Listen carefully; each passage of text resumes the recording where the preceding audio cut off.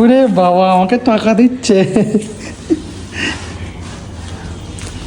পয়লা চৈত্র আমরা চলে গিয়েছিলাম পশ্চিমবঙ্গের হুগলি জেলায় অবস্থিত বিখ্যাত তীর্থস্থান তারকেশ্বর মন্দিরে। সকাল সকাল ঘুম থেকে উঠে প্রথমে বন্ধু অনুপের দোকান থেকে একটা শর্টস, দুটো গামছা ও একটা ইনার ওয়্যার কিনে ফেললাম। তারপর মায়ের আশীর্বাদ নিয়ে বেরিয়ে পড়লাম শুভযাত্রায়। একটা ট্রাভেলার গাড়ি আর 11 জনের একটা দল। বোম বোম বল, তারকেশ্বর চল।